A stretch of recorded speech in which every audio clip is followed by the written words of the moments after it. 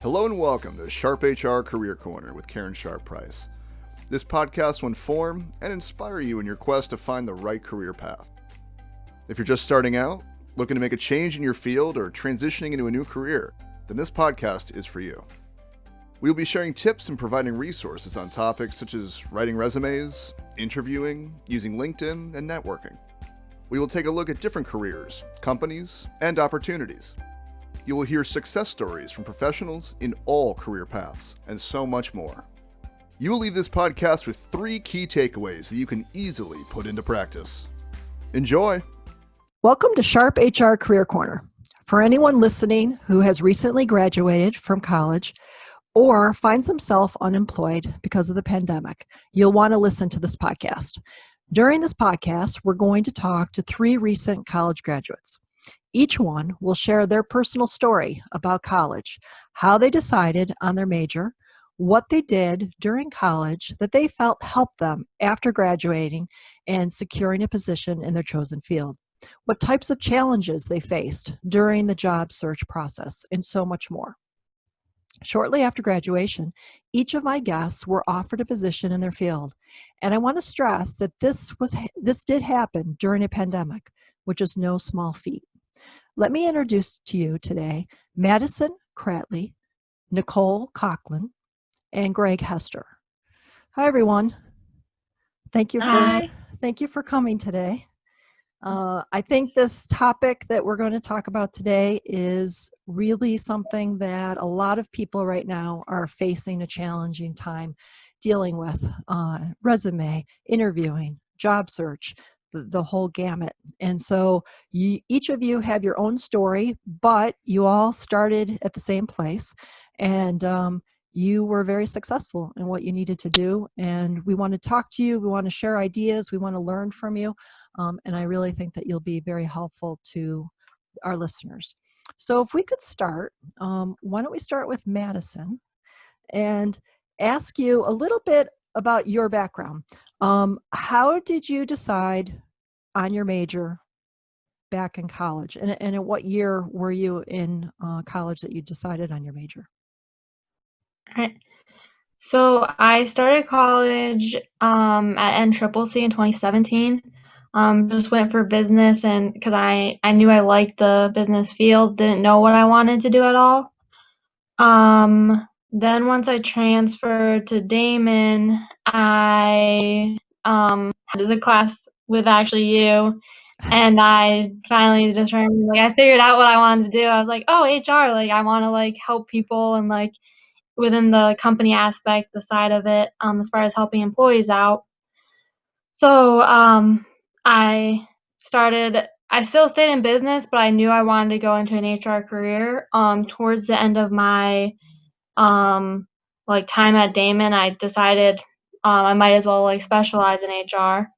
So I decided to specialize HR in my last semester, and then right now I'm really loving the HR field. I think I'm going to stay with it for a while. I always thought that I might decide to maybe go for my law degree, but I still haven't decided as far as that. Okay. Well, there's definitely a lot of law that's attached to HR, so that's not such a far stretch at all. Yeah. Yeah. Okay, Nicole, how about you? When did you decide on your major, and what is your major? What was your major? So I majored in marketing at Damon, and I started at Damon in 2016. And I started as a general business major. So I didn't really have a specialization. I kind of like Madison, just knew I wanted to go into something to do with business. And then I took my first class with Professor Joyle, and that solidified marketing for me. And I actually sat down with him my sophomore year, and put in writing that I was going to be a marketing major. And then I added on my PR minor and my entrepreneurship minor at the same time. Wow. So it was my sophomore year that kind of solidified everything for me. And I love everything that has to do with marketing. So I definitely made the right choice. But that first class with Professor Joyle really made it known that that's what I wanted to do. So here's a side question. Do you feel, because both of you sort of were doing general business, Was it a good idea to take a lot of different business courses? And then was it one class that actually kind of you said that's what I want? How did it work out for you? Either one. You can go. Nicole. Yeah, I mean, I think general business was a good place to start my freshman year just because you have such a variety of what you're allowed to take as a freshman in business. And I think that that will help more students figure out, like, okay, I actually really don't like accounting, so maybe I'll change to this, because then you have the time, so you're not changing like very last minute, and then you have some extra credits that you have to get and stuff like that. So I think general business definitely helps at the start, just to kind of help guide you to what you actually would like to do.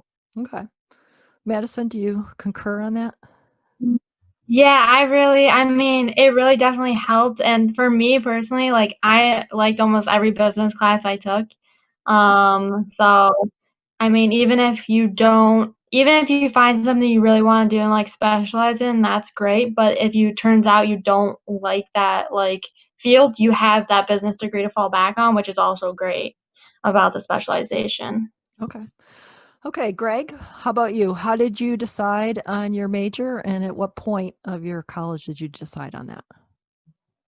Hi, Karen. So I've less of a traditional path than a lot of other people. So I started my career journey a long time ago. I was in the Army, and I got out of the Army in 2016, and I wasn't really sure what to do. After being in the military for like my entire adult life, so I worked in insurance for a little while, and it was just really not a good fit for me at the time. So I was like, I have my GI Bill. I'm gonna go back to school, and I'm going to at least get an associate's degree in business. So I went to Brighton Stratton College and got an associate's degree in business back in. I started in 2017 and finished a little over a year later. And I decided to do business because you can do a lot of different things with a business degree, even if it's just an associate's degree and you have work experience behind you, that can take you a lot of places.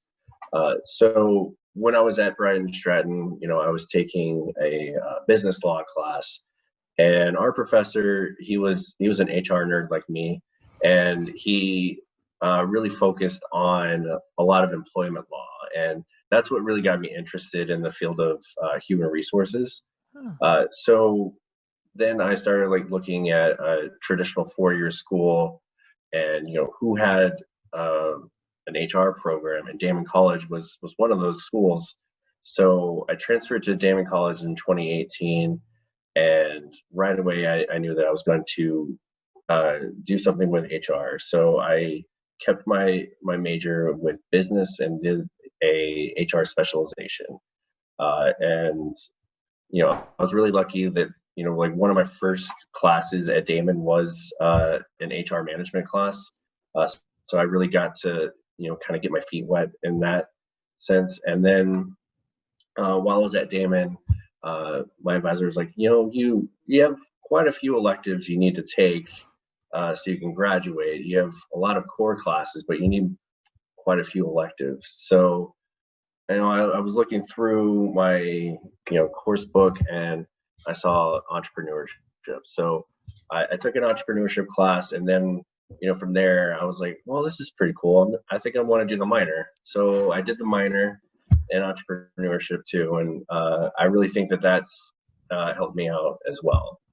Just showing that you have general business knowledge, and that also you have interest in specialized places within business, like entrepreneurship and human resources or marketing or accounting or what have you.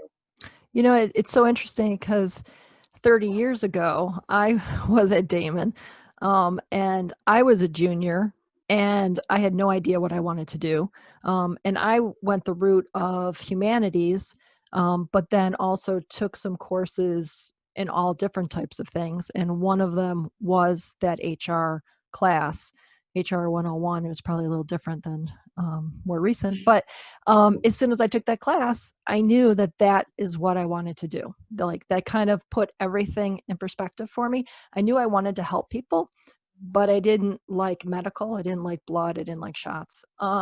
And I thought about social work. I went all across the board on what I could do, not knowing that there was, in those days, we called it personnel.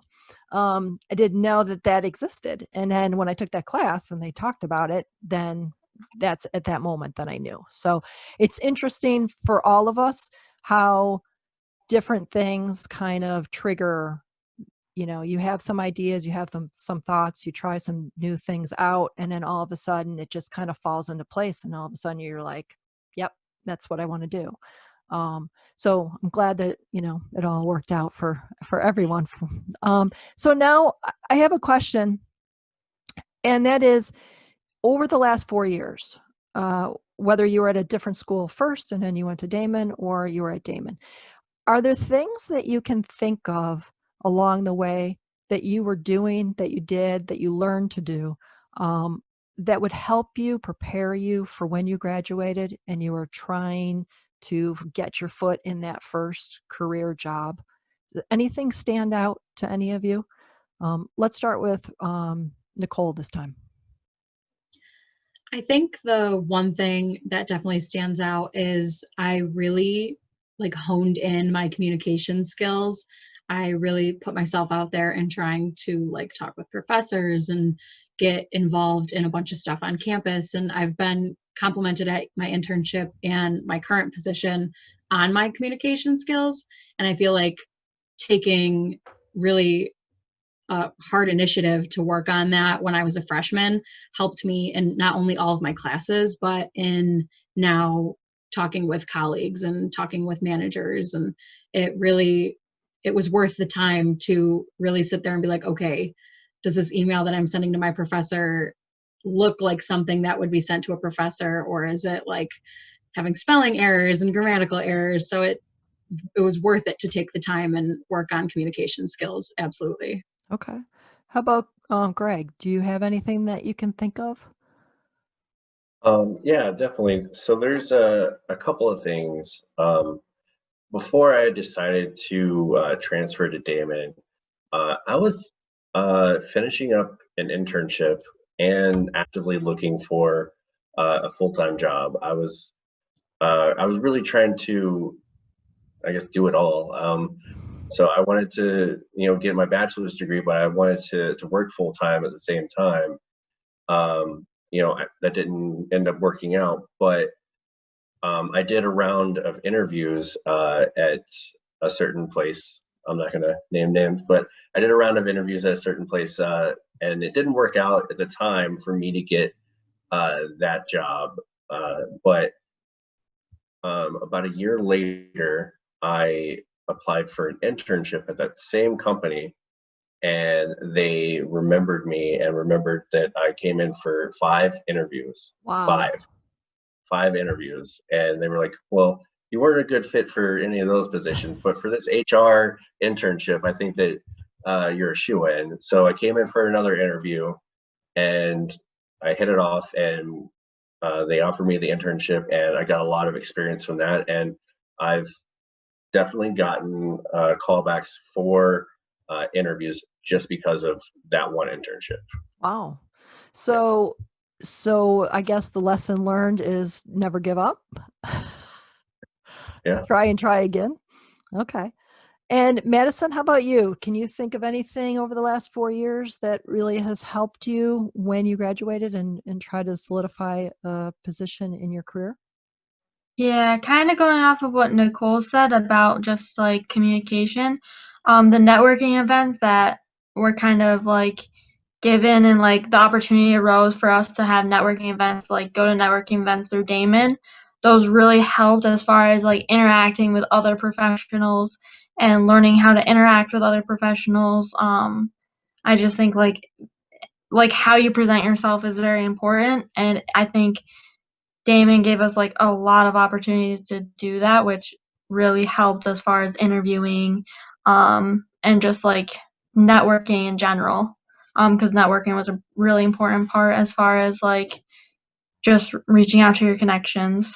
So Okay. And I think that some of the things that you're talking, all three of you are talking about, are in some ways skills that sort of fall to the wayside on at times because people don't think that they're as important. Like simply, like Nicole said, writing an email.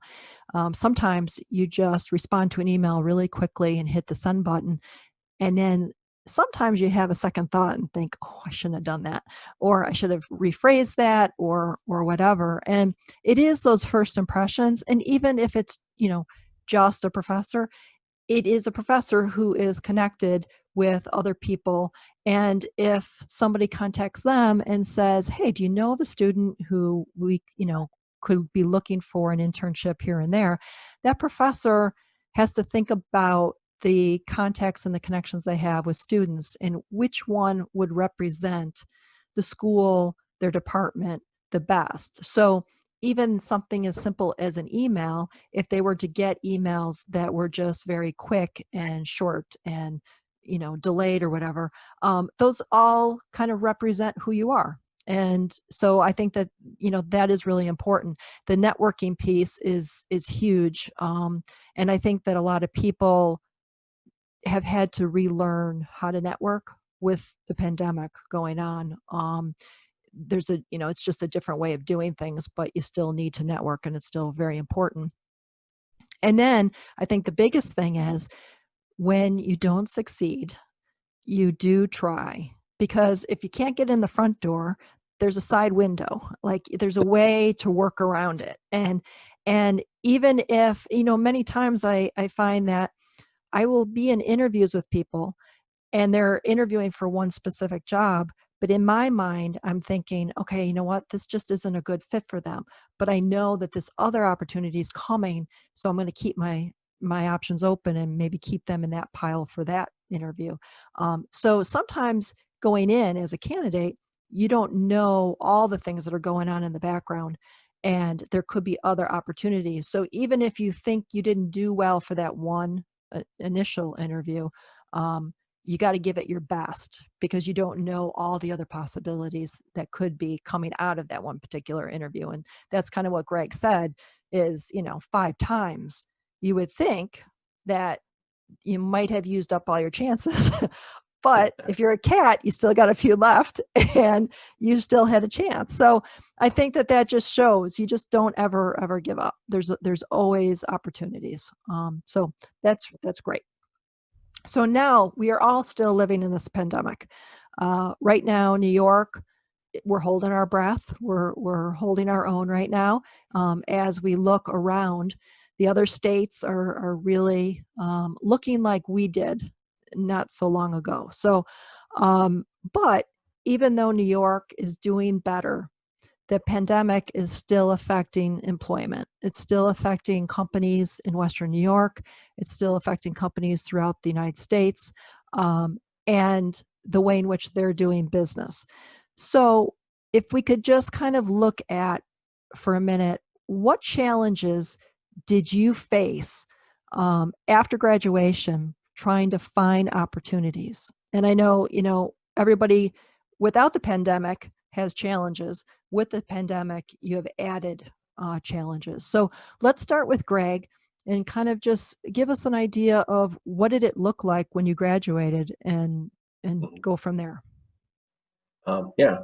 So I started my job search back in February, and we finished all of us finished our degrees back in May. So I started looking for jobs back in February and started applying, and I was getting some callbacks. And at the time, like a lot of people that were calling me back were like, "Well, you're still in school.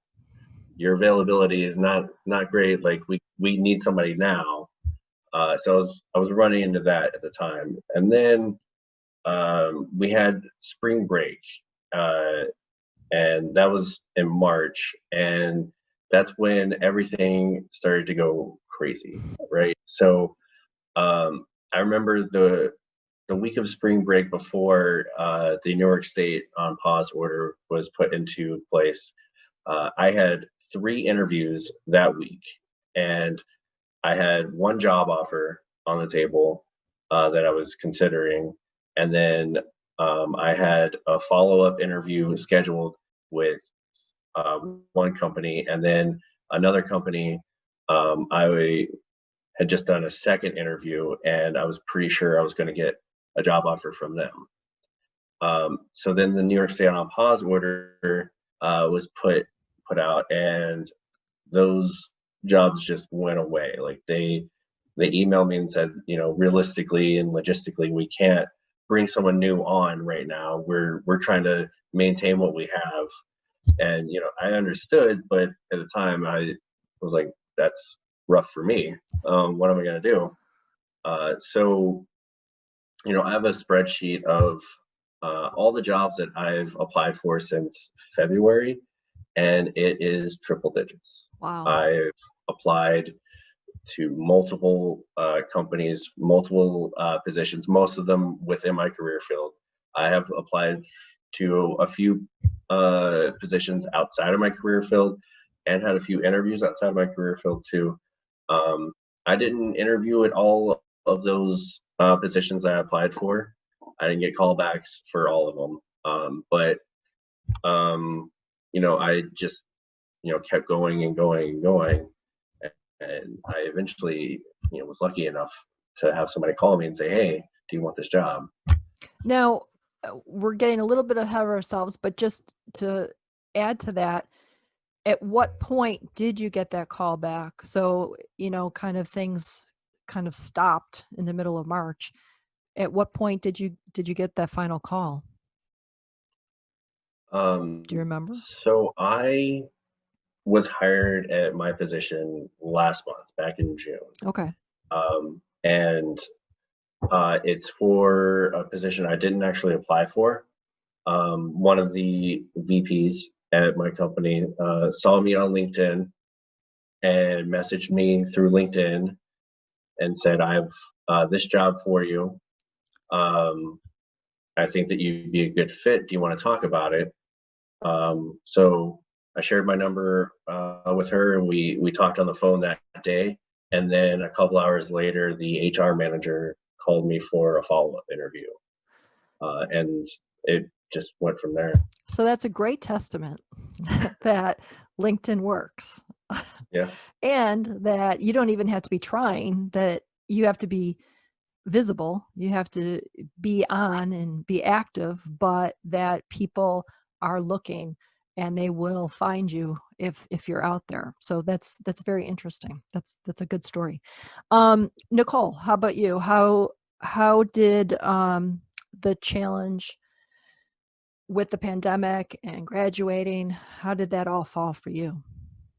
So kind of like Greg said, I started applying for full-time positions in March, and my birthday was on March 13th, and that's kind of when everything stopped. Yeah. And I had applied to, when I got my position that I'm currently in right now, I had applied to about 57 positions from March to, I think it was the beginning of June when I got the interview for my current position. Okay.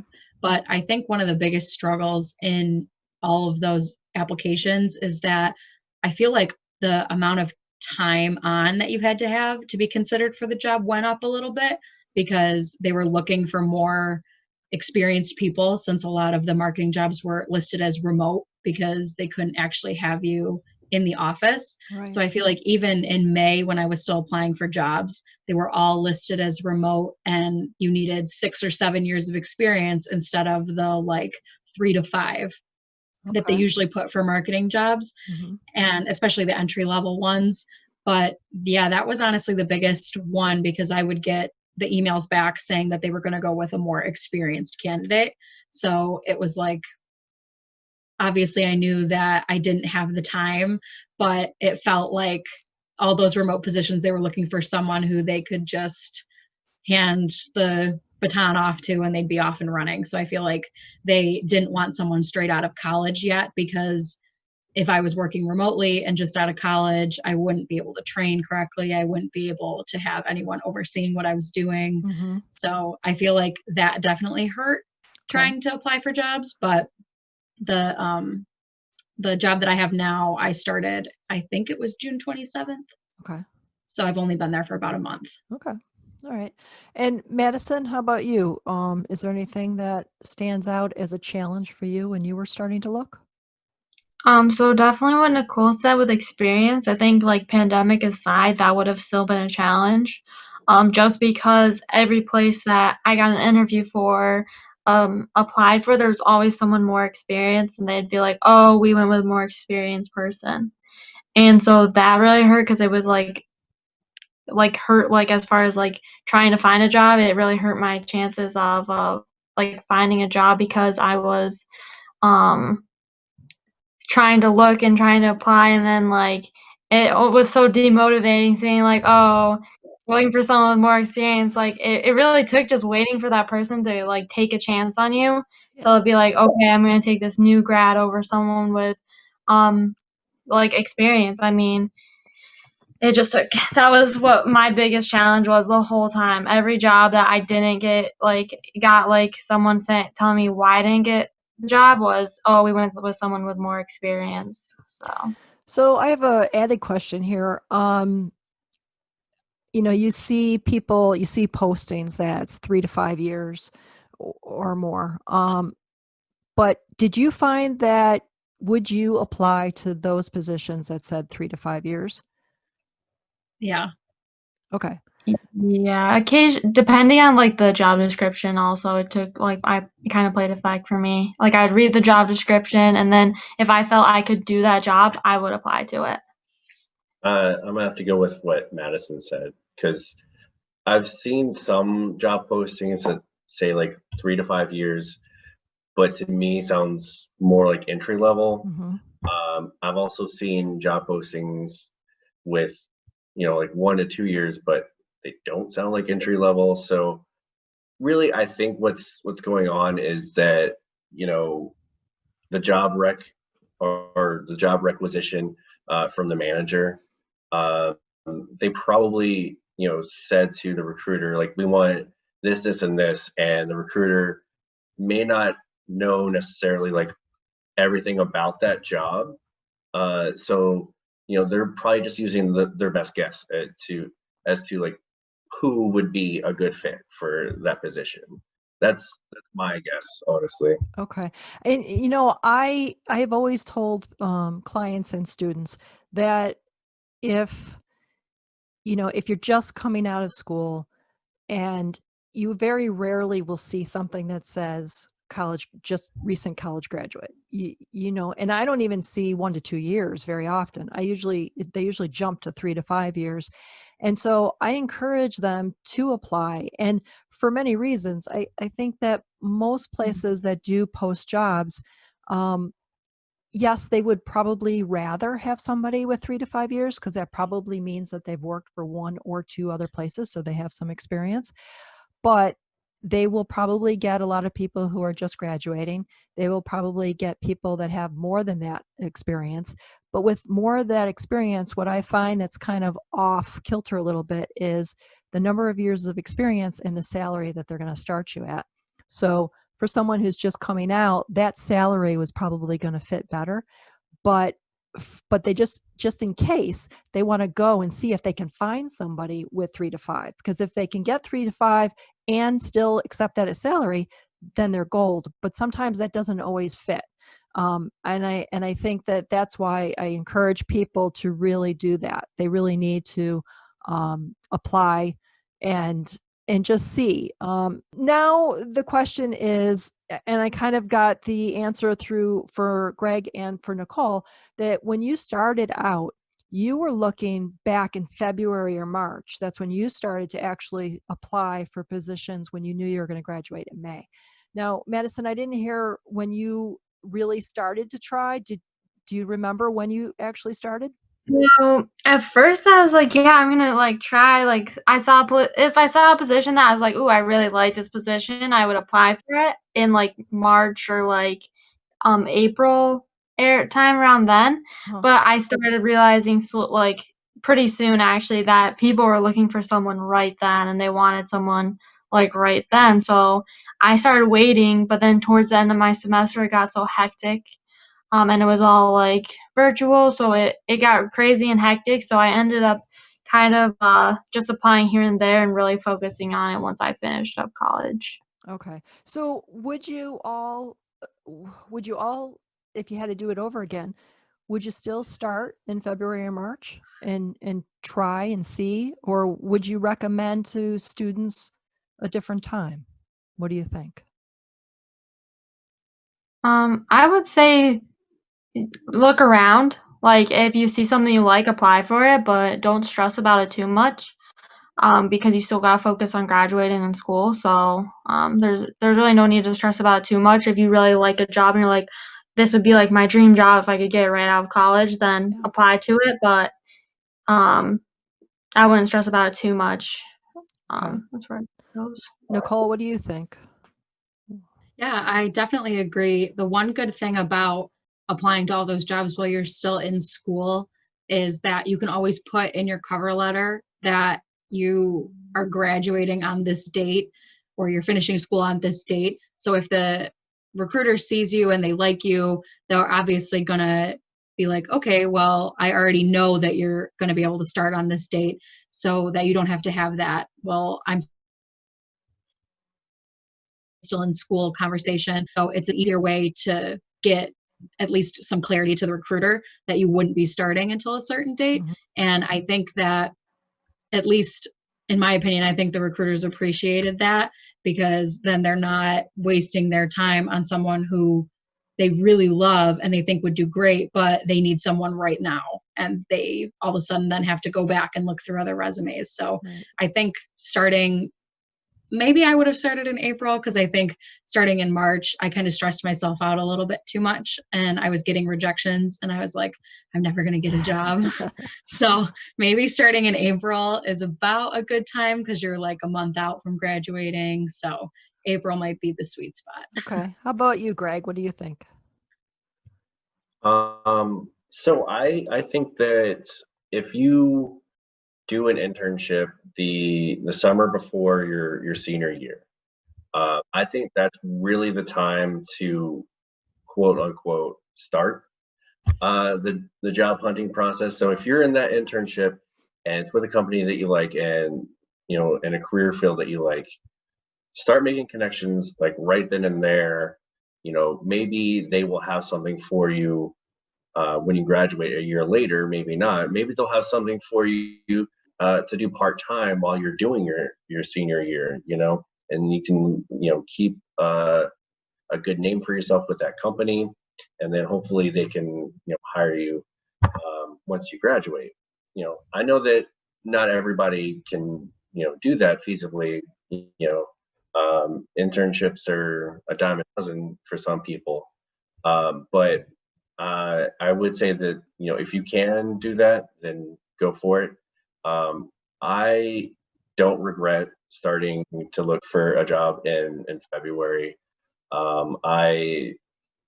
If anything, I probably would have started in January, but I thought that was too soon at the time. So February, it put my name out there, and I got to see like what companies are always hiring and what companies rarely hire. So I think that was good for me. I think you were just so ready that you just wanted to get out there. So you started a little bit early. But you know what? Also, too, the February, March, April thing, sometimes it can take a month, 2 months for some companies to go through the process of doing the interviews and then scheduling. You don't just sometimes have one interview, you might have 3 interviews, or like you did, Greg, 5. Yeah, 5 interviews. That can't be done in a week. And then the scheduling of different managers and all of that. So it's not it's not so far-fetched that you can start a couple months early and kind of see. Also, too, I think what's really important about that is get some of your interviews out of the way and get the kinks out before you get that interview that you really want. So, make some mistakes and figure out what works, what doesn't. Because I really do recommend that you never say no to an interview, no matter what it is. So you always go, you always get that practice. Is there anything out there that you tried that didn't work?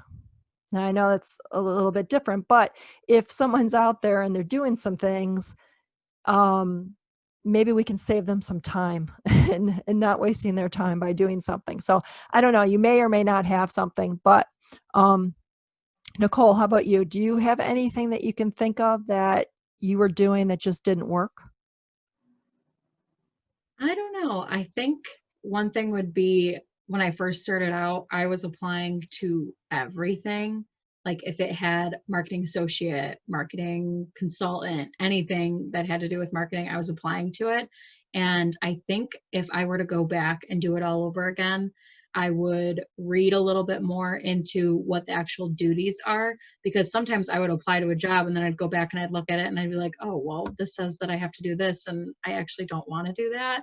So I think I would have read a little bit more in depth about exactly what the job entails and maybe would have Google searched a little bit Okay. to see what other like hidden things come along with jobs like this, because I probably, it's got to be in the double digits to about the amount of places I applied to that I was like, ooh, I don't actually know if like either that's what I want to work, like what company I want to work for, or if that's what kind of position that I wanted. So I think just maybe don't apply to everything. Yeah, and that's maybe just take a minute and read and be like, okay, do I actually want this or not? Yeah, that's a really good idea. I think a lot of people will just send out, 100 resumes in all different directions and hope that somebody bites. And I think in that respect, you really need to zero in and pick the companies. And I think that's where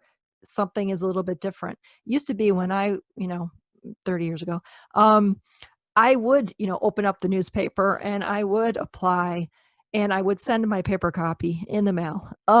But nowadays, and just hope for the best. But nowadays, it's reversed. You're actually looking for companies that you want to work for, and then looking to see what kind of opportunities they have instead of just sending them out to opportunities. So I think that's kind of the shift. And also, if you send out to 50 different places and you get rejections on all 50, that really does something mentally to you because, you just can't handle all that rejection at once. So I think that's a really good point.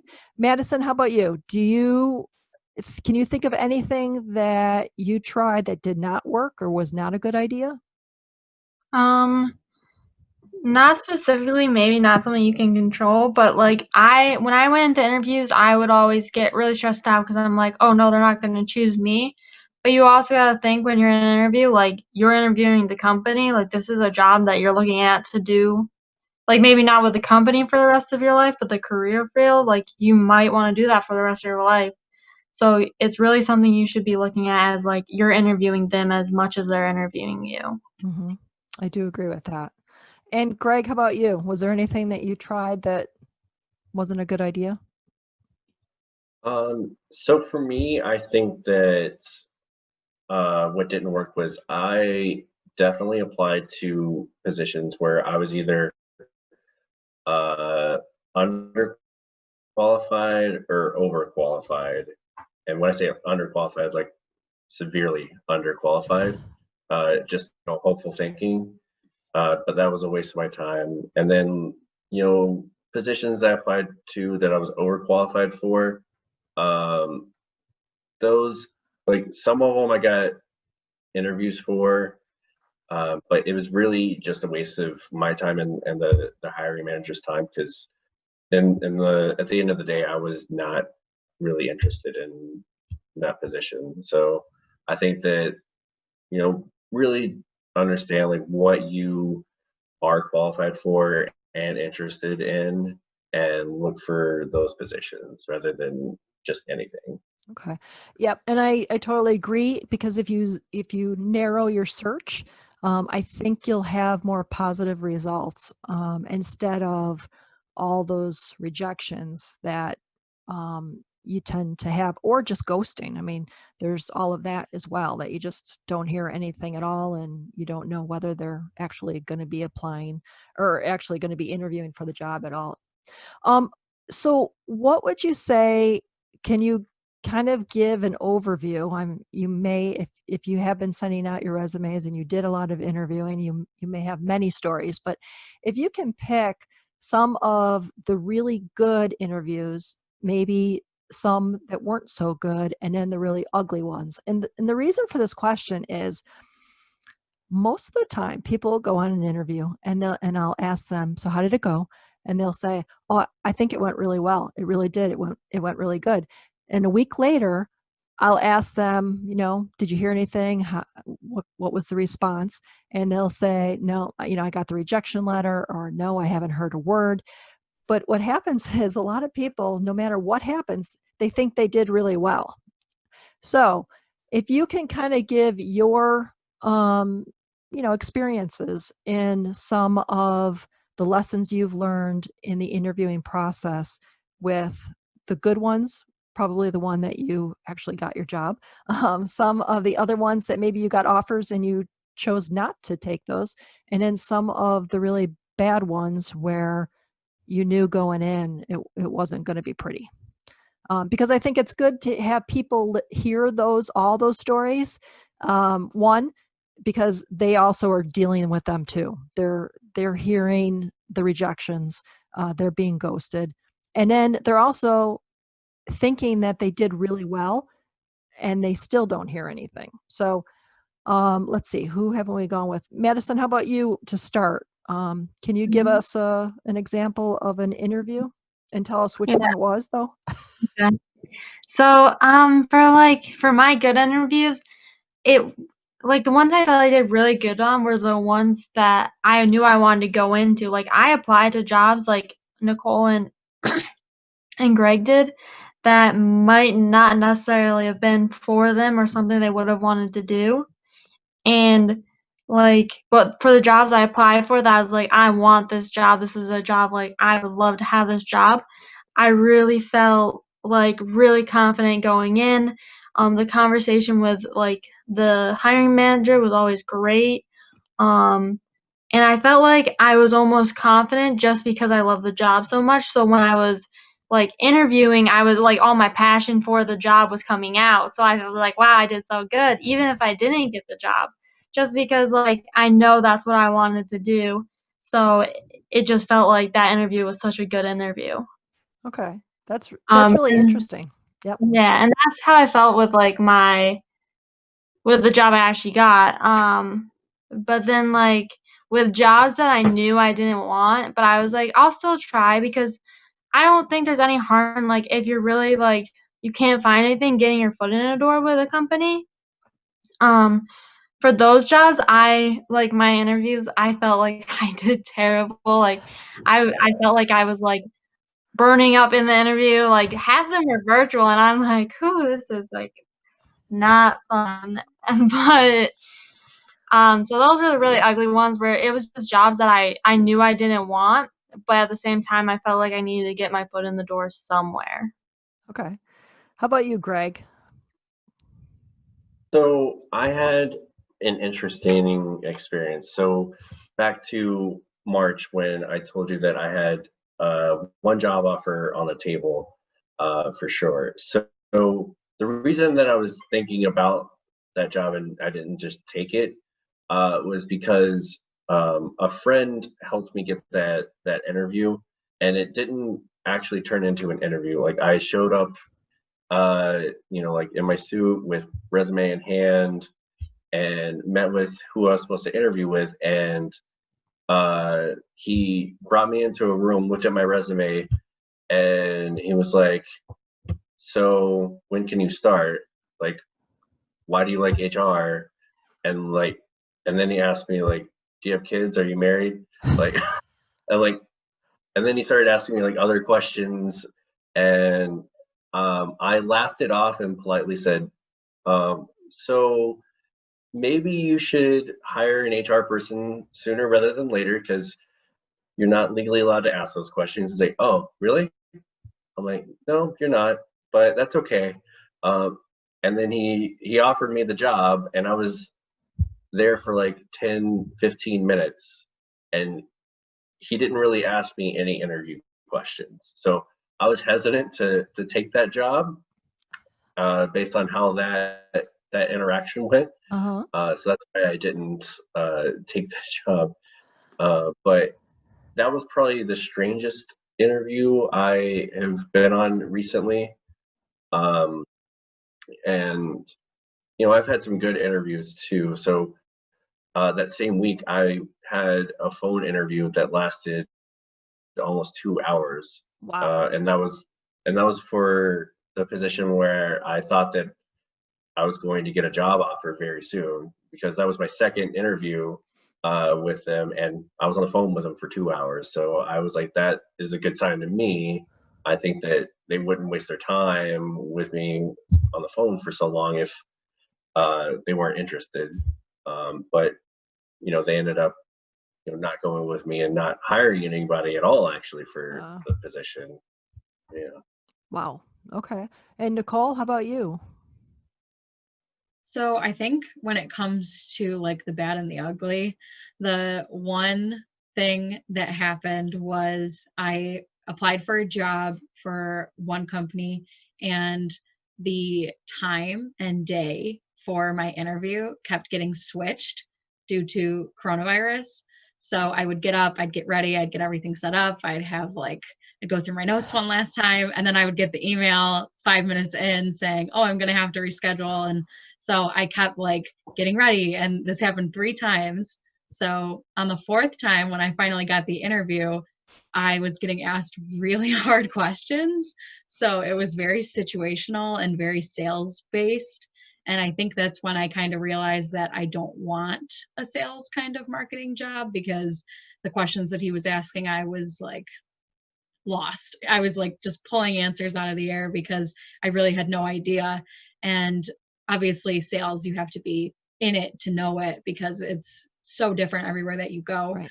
But that was kind of like the bad and the ugly, because I was so prepared, but then I got into the interview and I was like, ooh, this is not what I expected at all. But a good interview is the one that I got for my current position. And the minute that we started, it was through Zoom. And coincidentally enough, this one got rescheduled as well. So I was kind of like, not down this road again.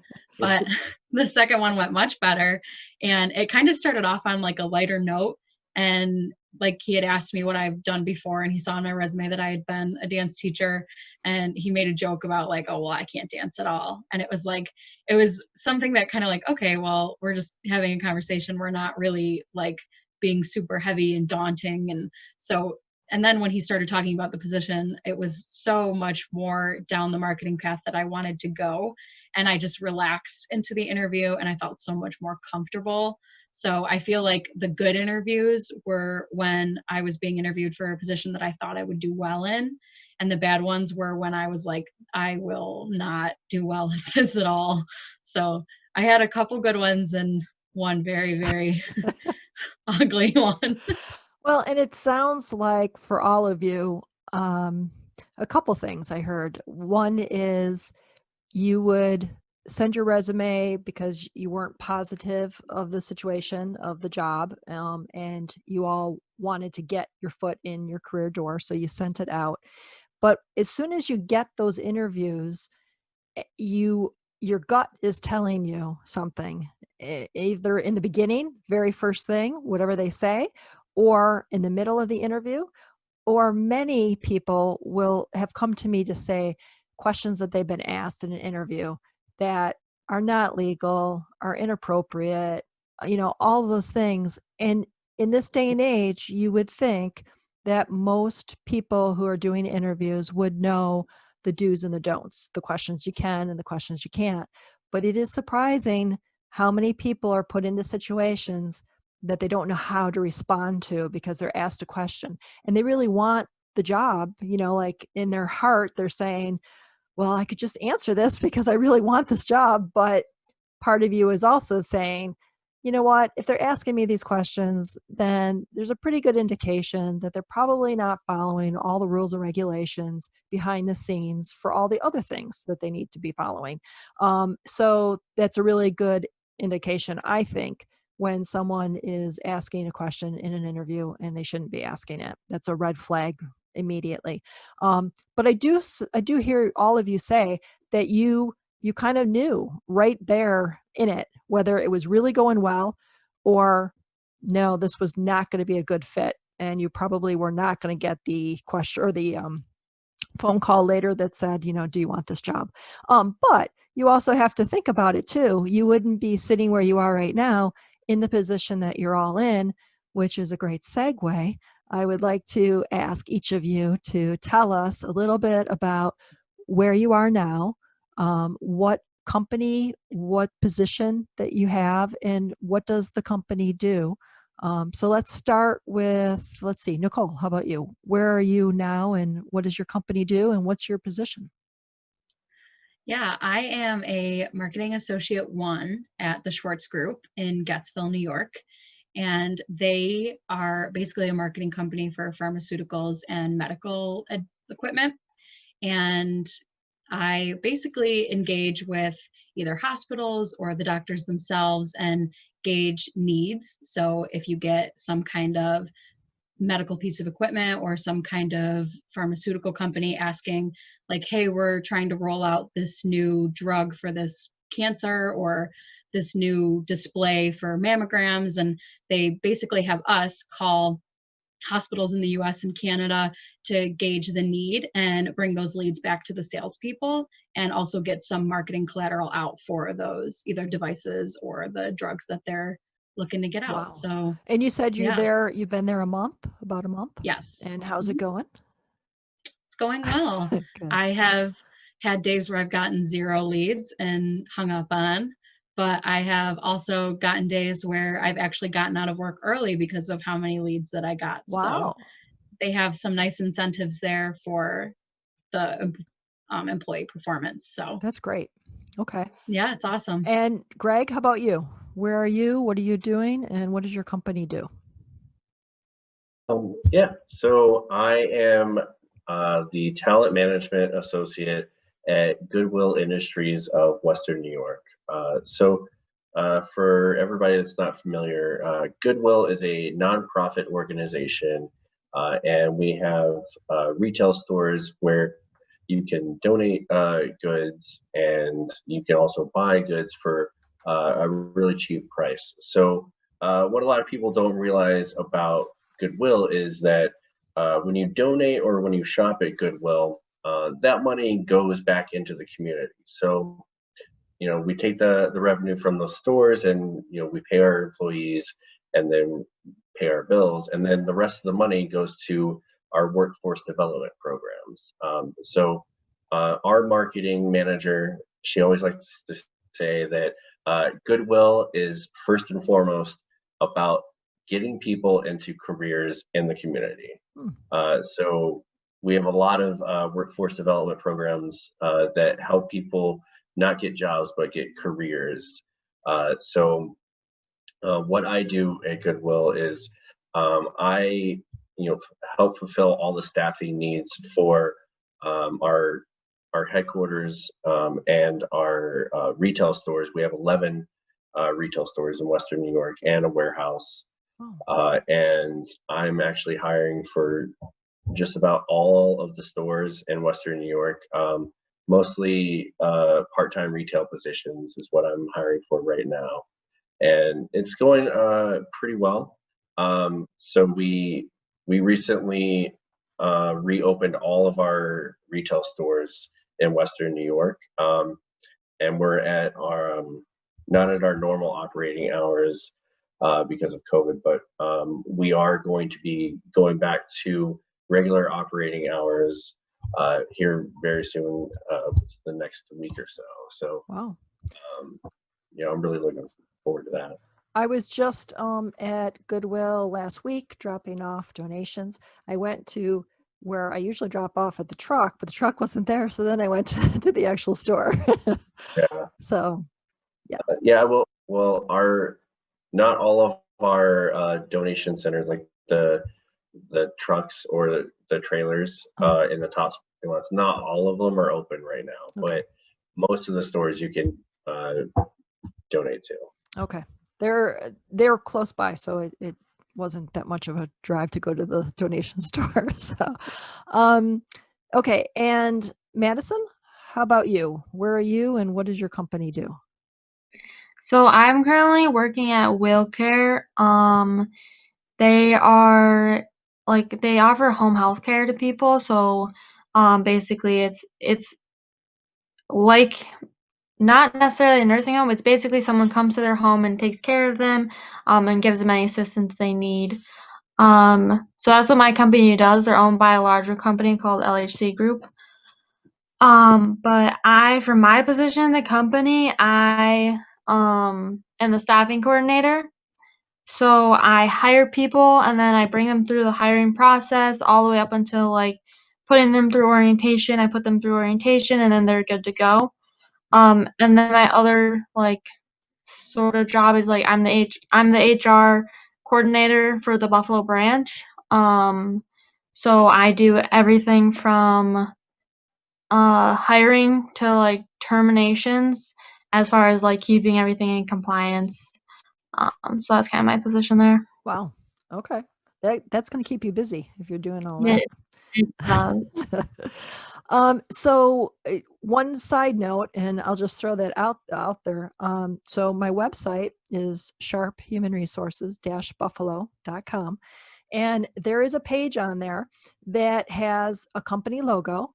And then anybody who goes to my page can click on it and it will take them to that company's career page. So if any of you want to have a discussion about having your logo on my career page, and then it clicks on to your career page, so that if I have a client or somebody finds me along the way and they go there, they can look at a whole bunch of different companies and go directly to all of those companies' career pages to see what kind of jobs they have available. So it's like a one-stop shop.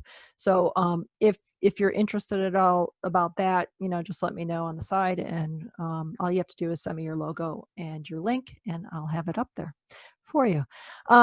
Okay, so is there anything that you would like to plug about your company? So either events, jobs, anything at all that you want to kind of talk about.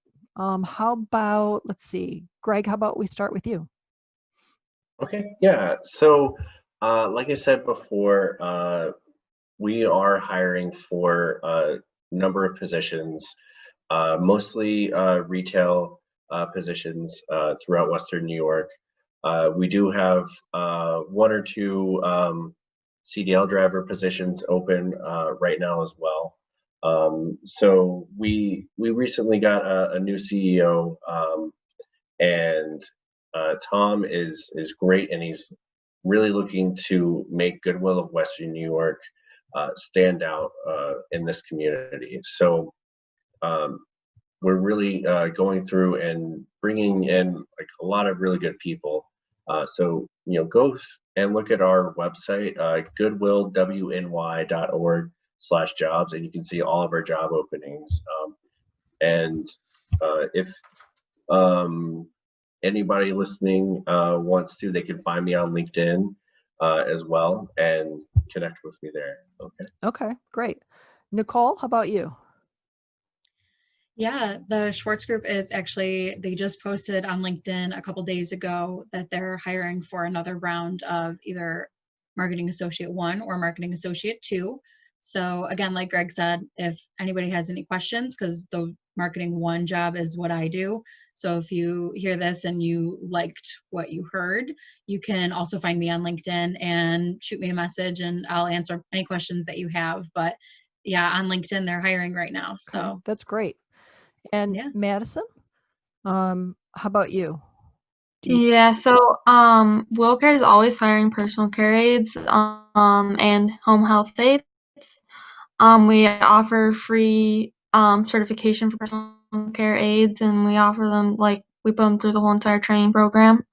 Um, we hire all the way in like Niagara Falls, as far out as Batavia, as far down as like East Aurora. So anywhere in the area, it's a great job if you're looking for something part-time or like supplemental income, or if you're even looking for something to be your main like source of income. Also for like just college students looking to get their foot in the door, or like foot in the door, but also like experience in like the healthcare field. Mhm. All positions are per diem, so you can work as little or as much as you want. So That's great. And I would think now with the pandemic, I mean, a lot of people may want to stay in their homes yep, and have care there. So I would say that, that's a great opportunity for somebody to yep. get some experience. So as we come to the end of our podcast, I always ask my guests to give us 3 tips that a listener could put into place right now, something easy, something that maybe they haven't tried. But I think that it's always important to leave on a happy note, on a high note. So I'm going to ask each one of you, since I have 3 guests tonight, to give us one tip that you would suggest that was critical for you, that really helped you during your job search. So let's start with Madison. What would you say is something that you would give as a tip to somebody who either is graduated from college and has not been able to get their foot in the door, or somebody who's been on unemployment now with the pandemic and they're getting ready to re-enter the whole job search process? What would you say to them? So I would say take advantage of LinkedIn. I as just not just your connections, but so many recruiters reached out to me through LinkedIn just because they knew I was looking for jobs. Um, they really helped me set up interviews. Most of my interviews I set up were through recruiters.